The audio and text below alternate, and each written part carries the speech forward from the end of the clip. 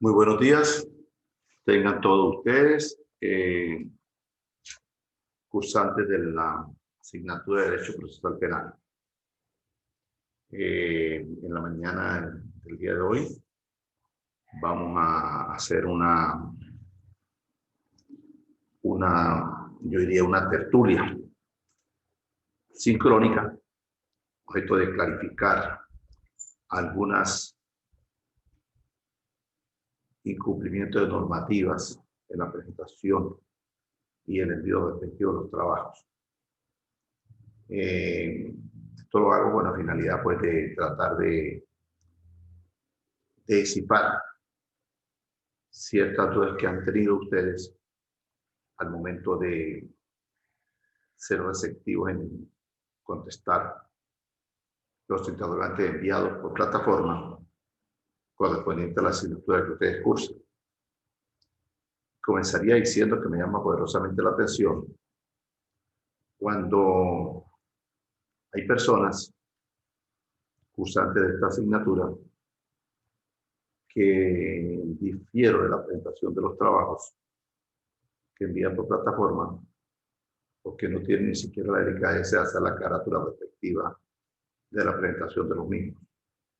Cuando me refiero a la carátula es indicar la universidad, indicar la extensión, indicar el nombre, el apellido, el número de cédula, la asignatura que están usando y el nombre del tutor de la materia.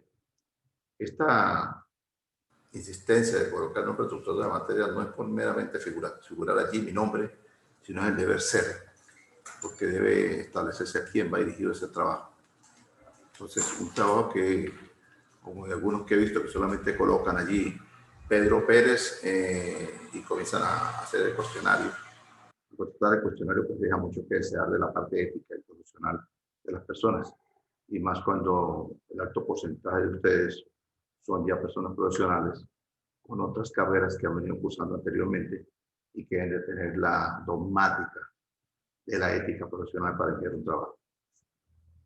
De igual manera me ha llamado también poderosamente la atención en que veo trabajos presentados en grupos de 2. En ningún momento he dicho que los trabajos se hacen en pareja, ni entre 3 personas. Los trabajos son estrictamente individuales. Son estrictamente individuales. Entonces no entiendo por qué están enviando trabajos de 2. Esos trabajos lamentablemente yo no los voy a evaluar porque no es de la temática ni de las normativas que están establecidas para los trabajos. Como tercer punto, yo difiero en algunas oportunidades de la presentación de los trabajos.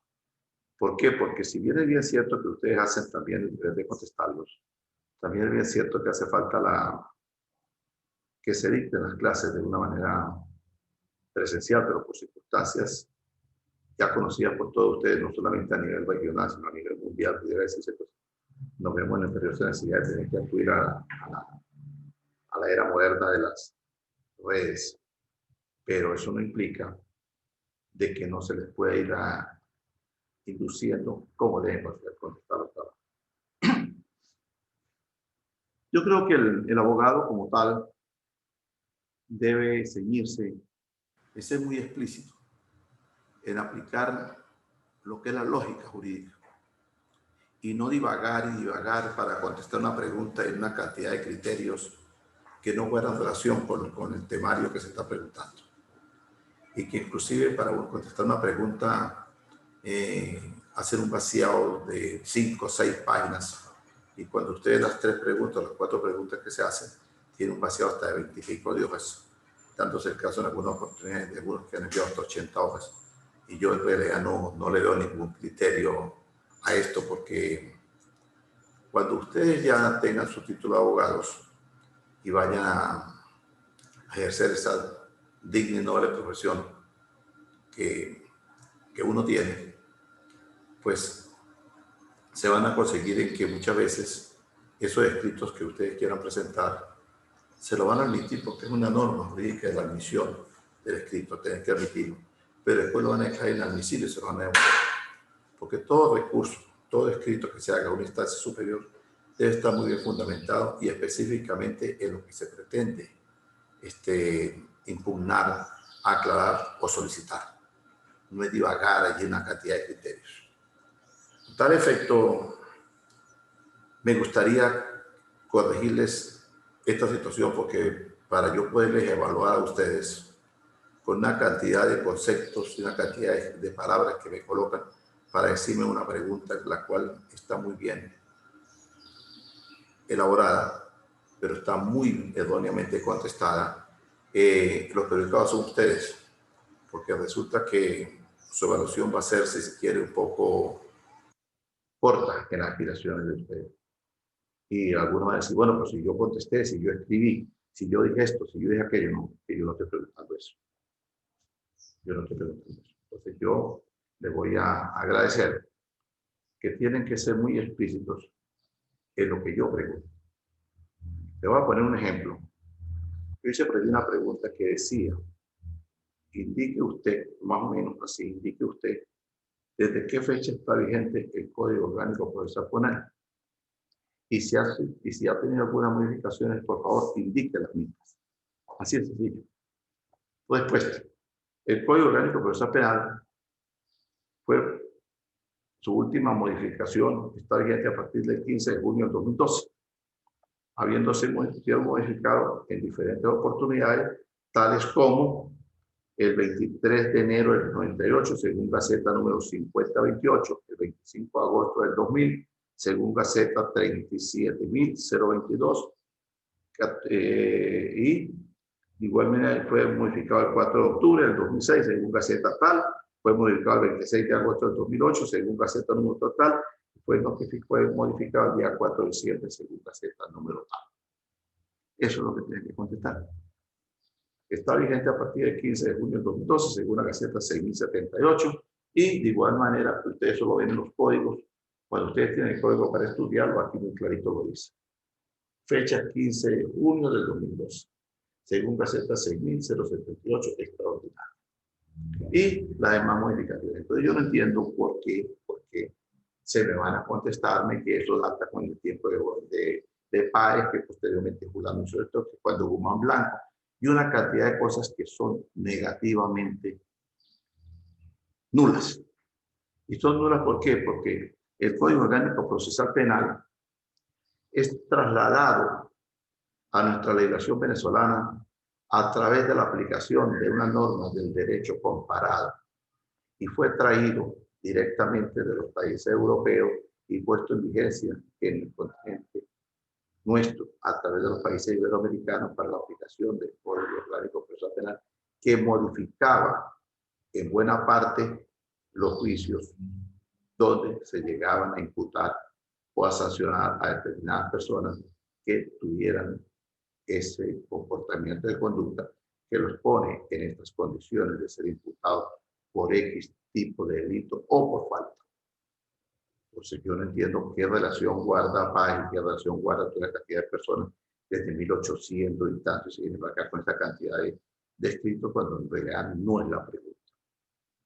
Entonces me gastan aproximadamente más de 10 horas explicándome todo eso y al final me dicen que el código está vigente a partir del 15 de junio del 2014. Eso es lo que colocaron algunos, pero no pusieron la modificación. Y la pregunta era específica. Diga usted de qué fecha está vigente el Código Orgánico Procesal Penal y si ha existido algunas modificaciones, por favor, que indique las mismas. Así es sencillo. Ese examen que yo hago, lo pueden perfectamente contestar como máximo en 3 horas. Porque son preguntas precisas y concisas. El derecho no da lujo a interpretación. Perdón. Y no vayamos a creer, como el mal entendido que existe desde que uno está pequeño en la casa, que muchas veces es contestón, tiene un gen un poco que se distingue de los demás hermanos y para todo viene discutiendo y para todo viene queriendo poner peros y señales y entonces dicen en su ignorancia a las personas, ese carrizo sirve para abogado, ese sí va a ser buen abogado. Y no, es todo lo contrario. El abogado no es aquel que pelea, que ponga a hacer contestona, que cree que sabe todo. Entonces, apreciados alumnos, obvien de profundizar en aguas turbulentas, porque hay un problema muy claro que dice, el que no sabe nadar, no se quita de la orilla. Porque si no sabe nadar, tiene que quedarse en la orilla, porque si se mete, se ahoga. Entonces resulta que se me están ahogando y yo como tutor de la asignatura de Derecho Procesal Penal de ustedes y con la buena pro de que ustedes sean los profesionales dignos y académicos, para que mañana, pasado mañana, cuando ustedes vayan a los tribunales a ejercer esta digna profesión de abogado, no le vayan a preguntar a usted, abogada o abogado, ¿usted dónde estudió Derecho Procesal? No, yo me lo de tal parte. ¿Y quién le dio clase? Fulano de tal. Entonces, bueno, le dio clase el doctor Omar Martínez, pero usted como que no le enseñaron cómo tiene que escribir todo. Yo entiendo el interés de ustedes de querer expandirse en una cantidad de verbos y escrituras y liturgias allí. Estoy hablando del punto de otro tópico, pero es que eso no es deber ser. Limítese a contestar única y exclusivamente lo que yo pregunto. Otra pregunta que dice yo, indíqueme usted qué es el procedimiento abreviado. Y no solamente con ustedes, con todos los que yo le he dado clase a algunos, que siempre existió. El procedimiento abreviado es un procedimiento que existe para las penas mayores de 10 años. Es un procedimiento que existe para las penas mayores de 12 años. Un procedimiento que... No, señores, el procedimiento ordinario, claro, el procedimiento ordinario está allí. Y el procedimiento ordinario está desde el artículo 262 hasta el 352. Eso es el articulado del procedimiento ordinario. Y a la vez está dividido en 4 fases. La fase preparatoria, la fase intermedia, la fase de juicio oral y la fase de ejecución. Esa era la pregunta. Entonces resulta que se me fueron a contestarme otra cantidad de cosas allí y no, entonces comienzan a hablar que son para delitos mayores. Entonces yo me hago una pregunta. El procedimiento ordinario es aquel donde la persona es detenida y debe ser puesta, ojo, debe ser puesta a orden del tribunal en un lapso mayor, no de 48 horas.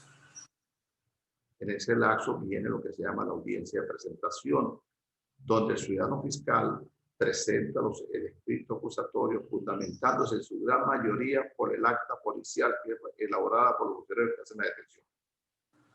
Esa persona que va a ser puesta o personas que va a ser puesta a la orden de ese tribunal en esa audiencia de presentación deben estar asistidas por un ciudadano abogado o varios abogados, ya sean públicos o privados.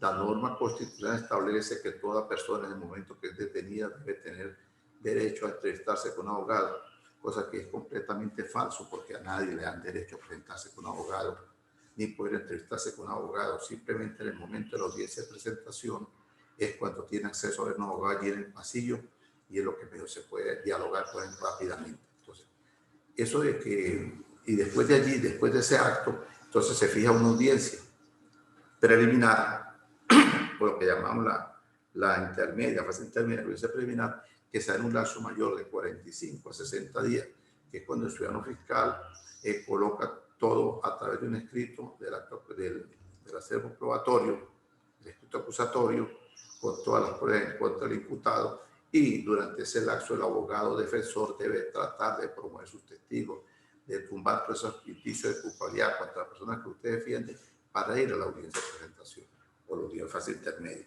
En esa fase intermedia debería existir que el ciudadano juez de control, que por lo regular viene siendo el mismo que tuvo conocimiento en la audiencia de presentación o la audiencia preparatoria, debería depurar el proceso y convertirse en un juez de garantías que depura y califica el tipo de delito y tumba aquellas calificaciones que erróneamente le coloca el ciudadano fiscal del Ministerio Público auspiciado por las actas policiales de los cuerpos que lo han detenido. Entonces, ¿qué pasa allí?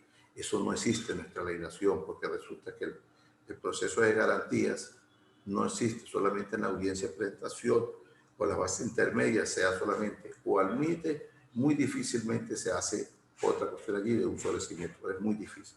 Después vamos a la fase de juicio oral y después vamos a la fase de ejecución, que es cuando queda disposiciones del tribunal de ejecución, pero pudiendo en ese lapso entre juicio oral y fase de ejecución, pudiendo perfectamente apelar sobre cualquier incidencia que él considere que le vulnere el derecho al defendido.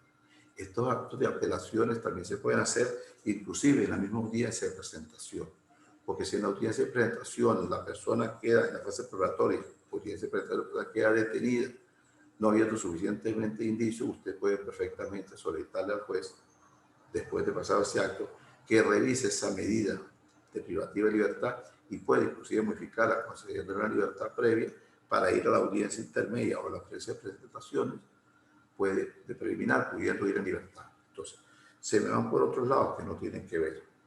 El procedimiento abreviado es muy sencillo. El procedimiento abreviado está establecido en el artículo 372 al 374 y allí dice muy claro. Es un procedimiento que se hace sin importar la pena. Sin importar la pena.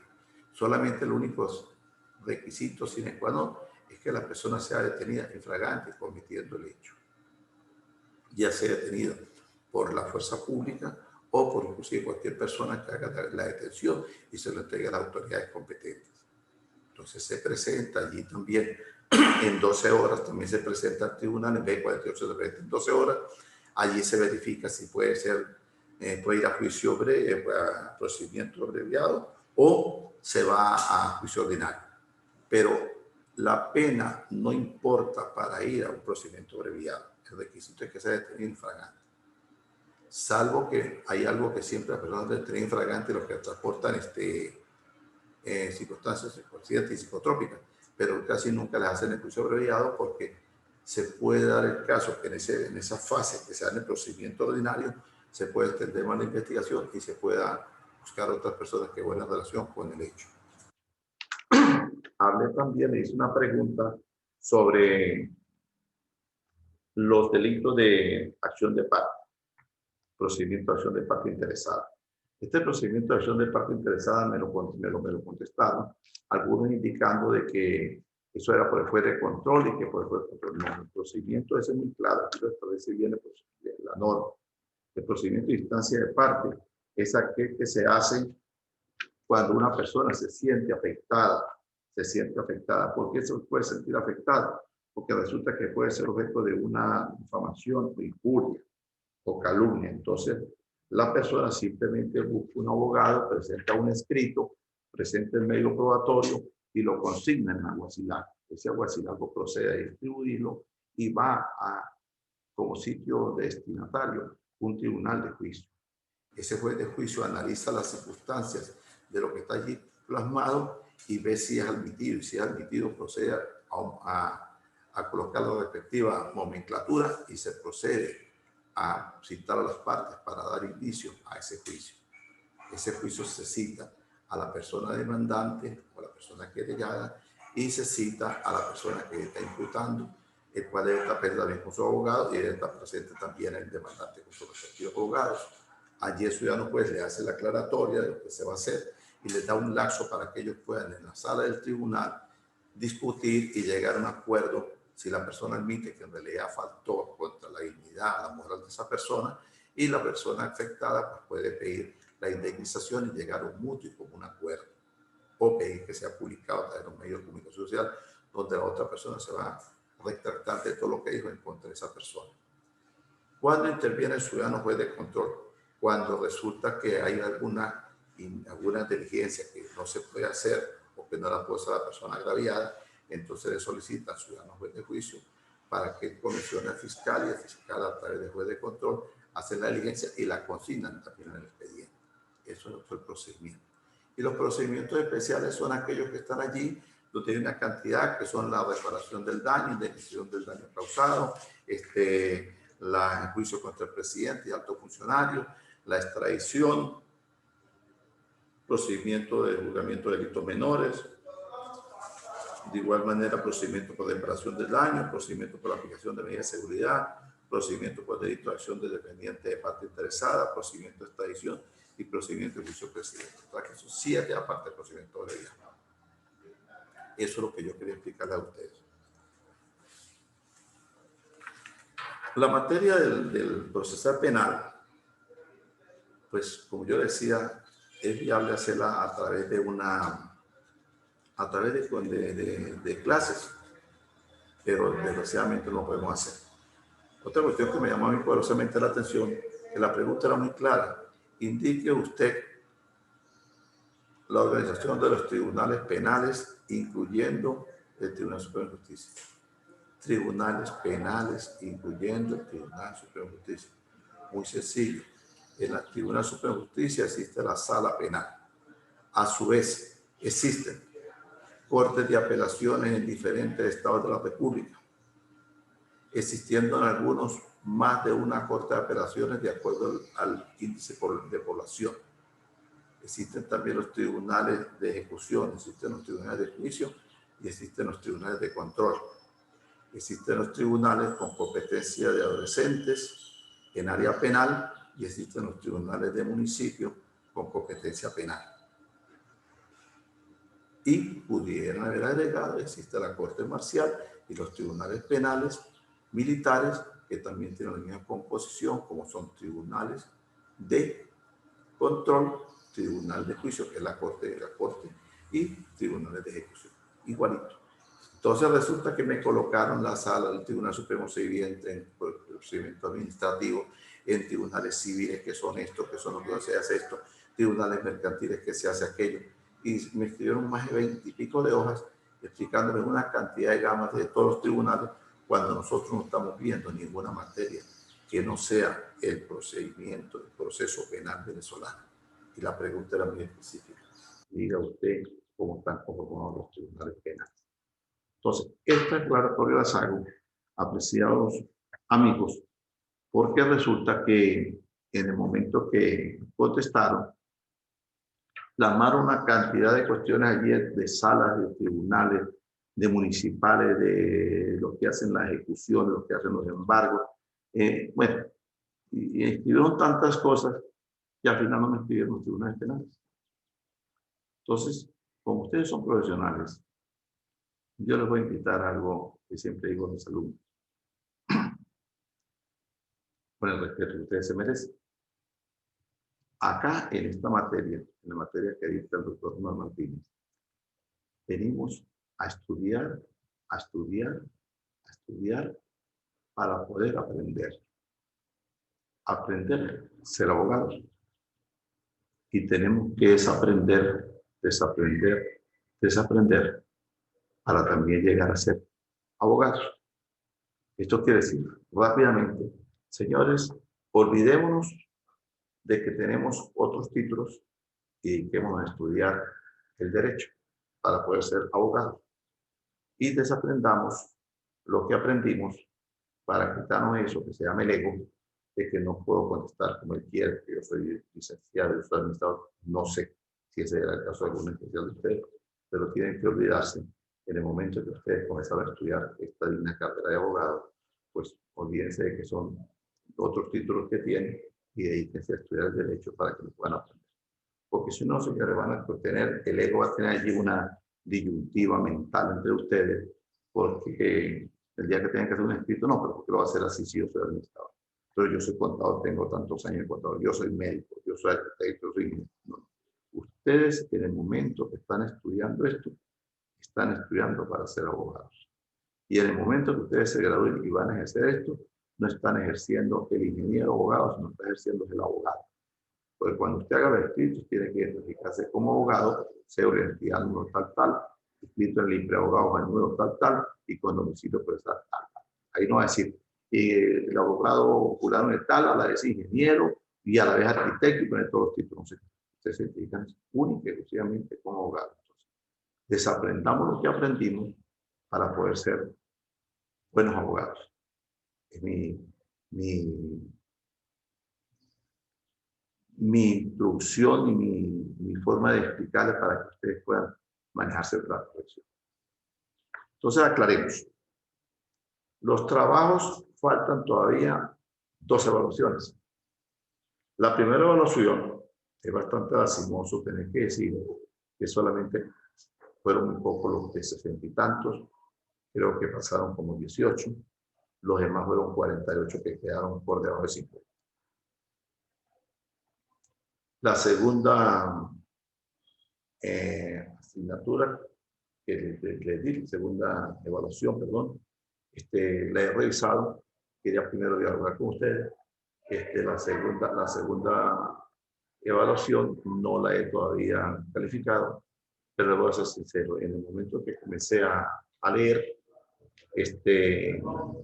pude observar 5 trabajos idénticos.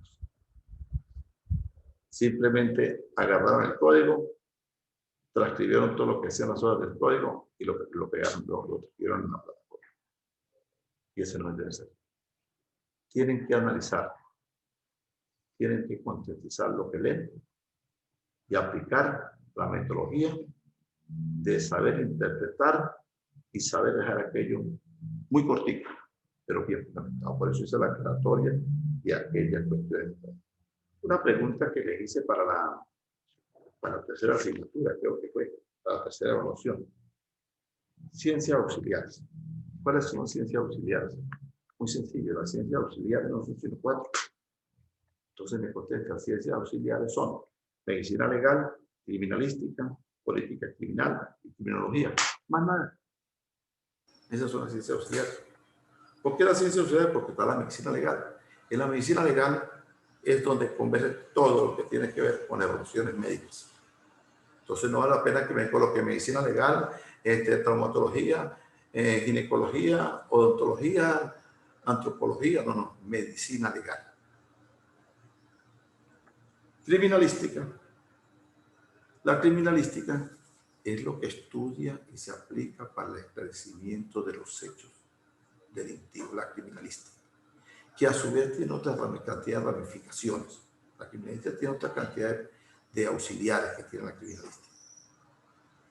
La criminología es la que estudia el comportamiento del individuo, del hombre, para ver por qué el hombre delinque, por qué es la criminología.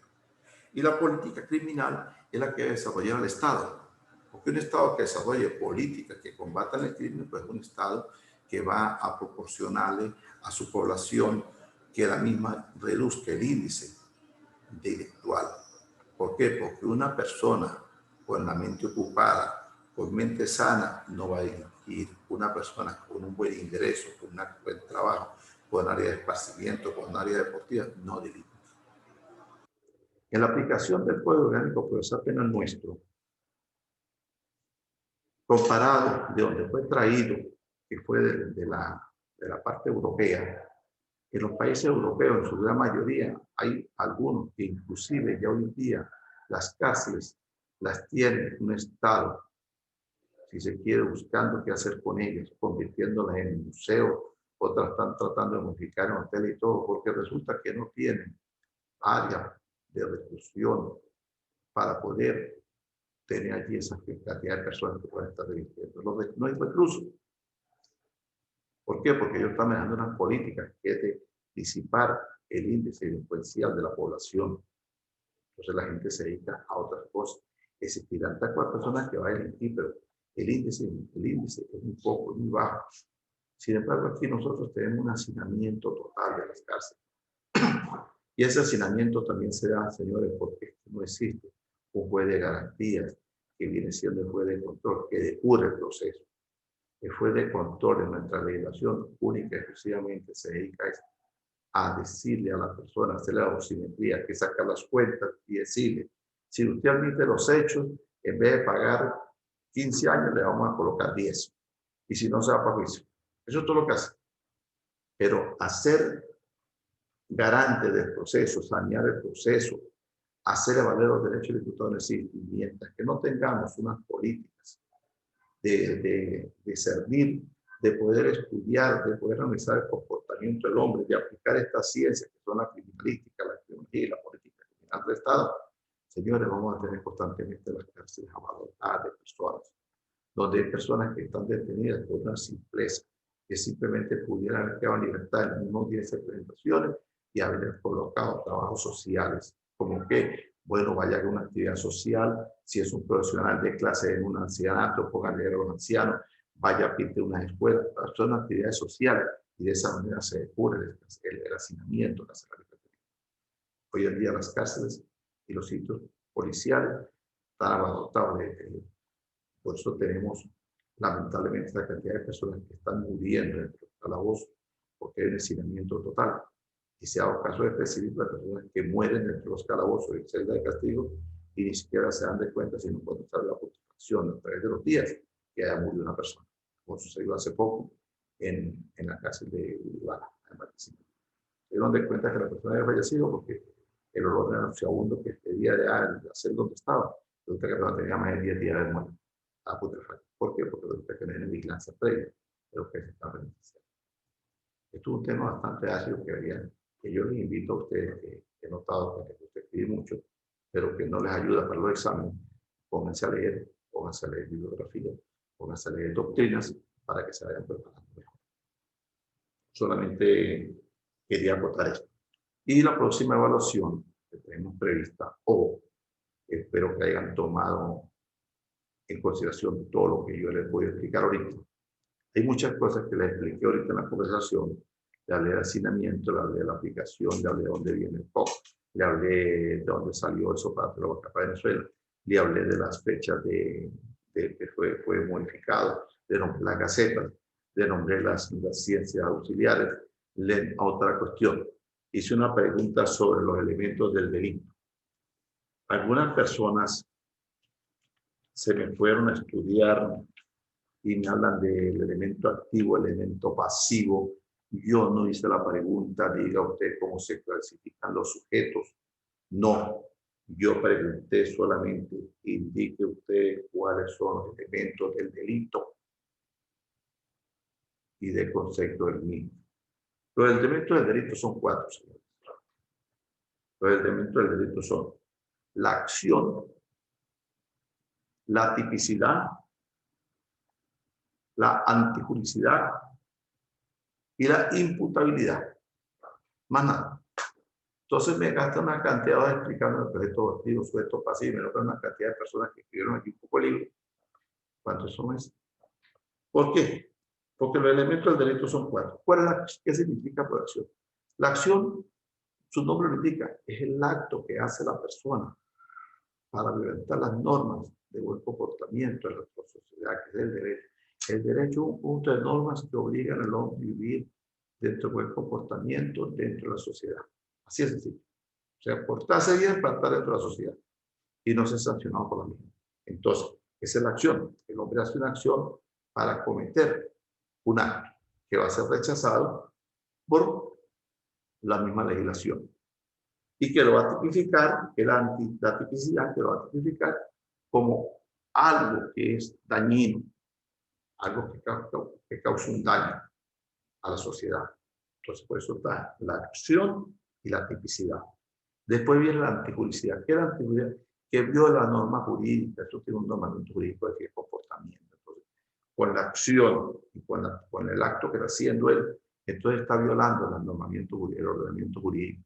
Y eso le trae como consecuencia que sea imputable, y lo van a imputar a través del Tribunal de la República porque lo detectó el delito. Entonces, recuerden, los elementos del delito son 4: la acción, la tipicidad, la antijuricidad y la imputabilidad.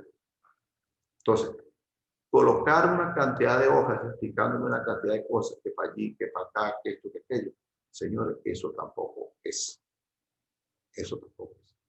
Tomaré en cuenta la forma como me contestaron, pero deben haber por lo menos siquiera mencionado los 4.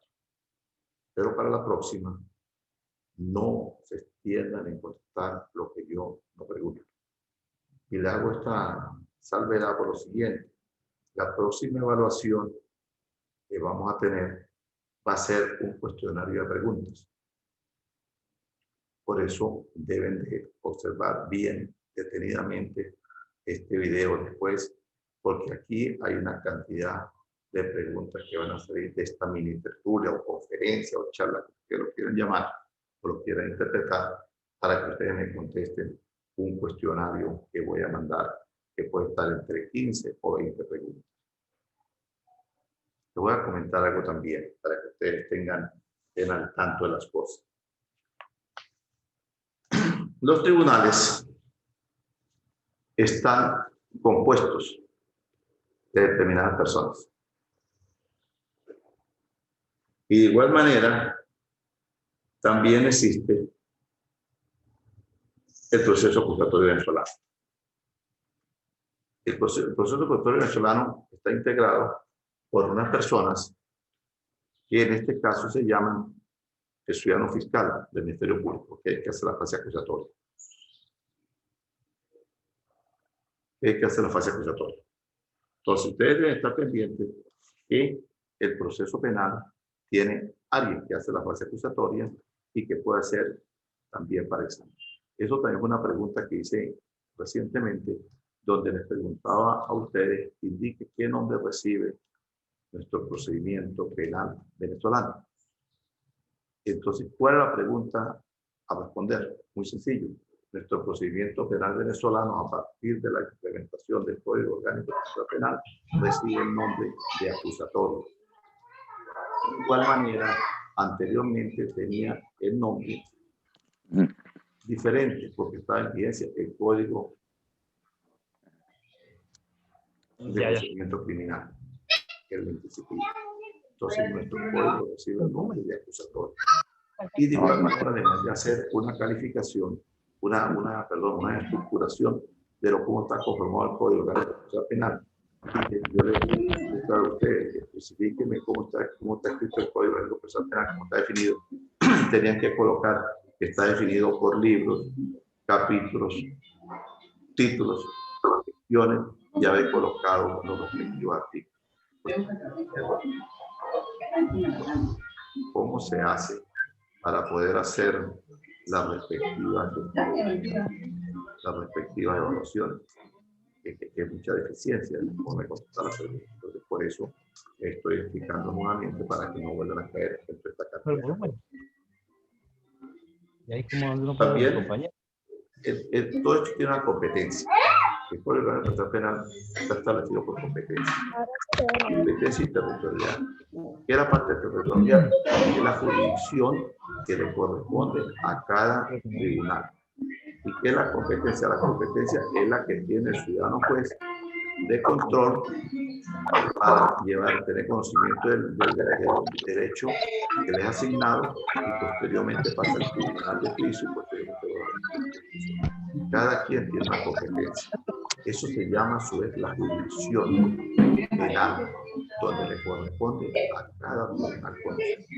Por eso los tribunales se clasifican por jurisdicción.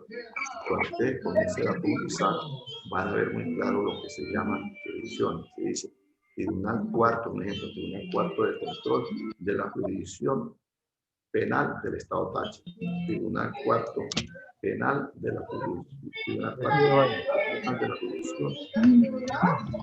del Estado Barinas, así sucesivamente. Pues todo eso tiene usted que irlo llevando a la jurisdicción a través de competencias.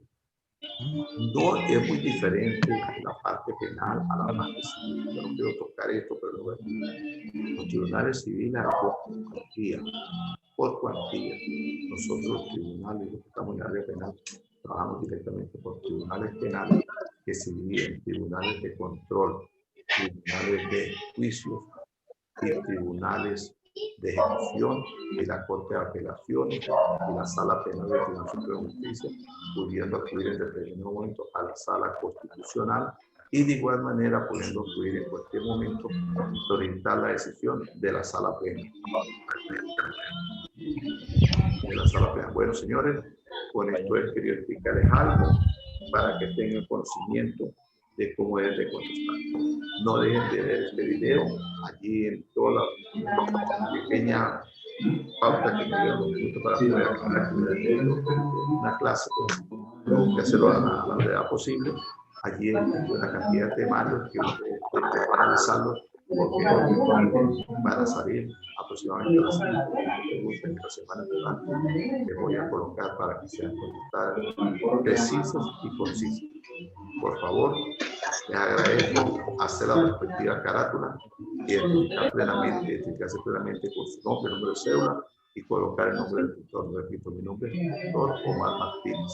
Y de igual manera les invito, los trabajos son individuales, los trabajos que son hechos en pareja no serán evaluados. Muy buenos días, gracias por